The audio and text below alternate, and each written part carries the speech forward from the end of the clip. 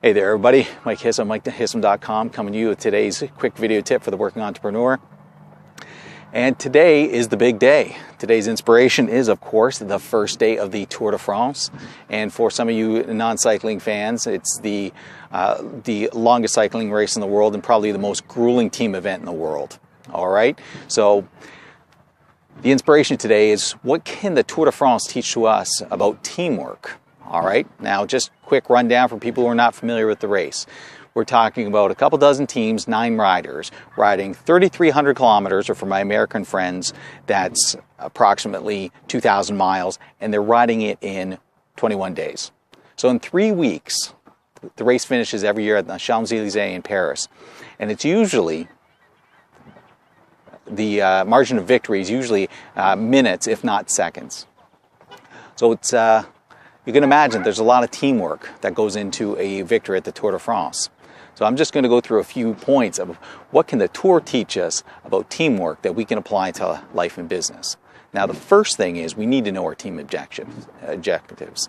Some teams, huge budgets, they've got superstars, they want to win the whole thing. Other teams maybe not have as many experienced people, maybe they don't have the budget. They may have different objectives.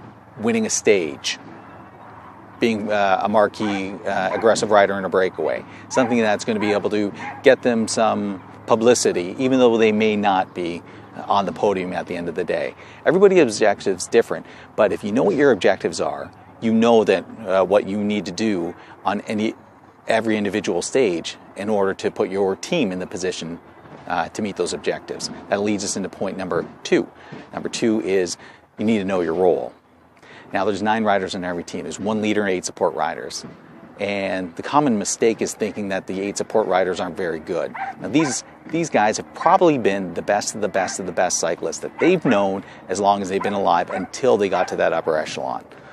Now that they've got to that point, they just, whether it's bad luck and there just happens to be some guy who just has so much more natural ability that's on the team at that time, they don't have the experience and the strength, training, maybe they just don't have the genetics, right? But these people have been superstars their entire lives, and now that they have to become role players, something that isn't always familiar to people like that.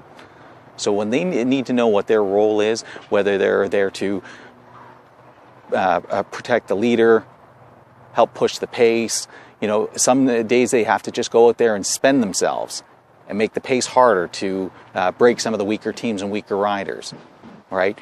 Everybody needs to know what their goal is, because it's very important that each one of those individual people play their role. And it's the same thing in business.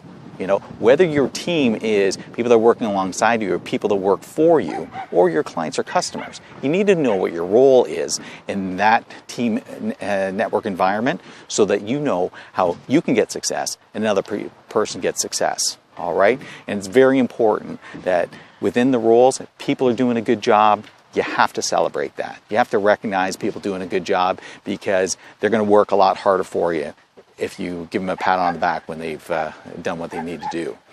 Leads us into the third thing. The third thing is that the team goals, long-term, are much more important than individual short-term success. Now, that goes contrary to what everything we're taught, right? Individual goals, hit your goals, everything's going to be looked after.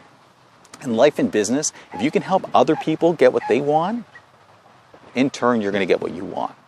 So you have to realize that when we talk about being a role player, right? You do the right things. You may spend your entire 3 weeks on a bike, in the shadows, working really hard so that your leader can get success. But that's how your team is going to be stronger the next year, all right? Same thing in life. Sometimes you have to realize that you might have to make some sacrifices or go in a direction that is called by the leader. Something that you may not agree with at that particular moment. But the team meeting those objectives long term is going to be better for yourself and your teammates. So make sure you keep that in mind. And the fourth and foremost thing is everybody working in the same direction makes everybody's job easier.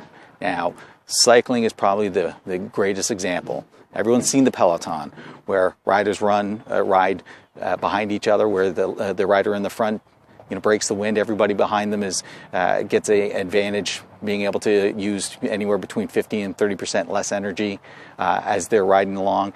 And as a group, they can run at much higher speeds for longer periods of time because they're helping each other conserve energy and recuperate while somebody else up front is doing the hardest work. Same thing is going to happen in your team, right?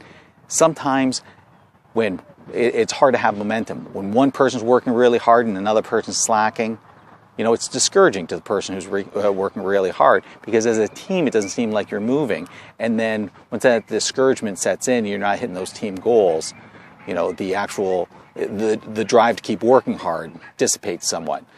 So it's very important that if you can get that team together, moving in the same direction, it creates momentum, and it's much easier to keep momentum and gain speed if everyone's working together towards the same goals.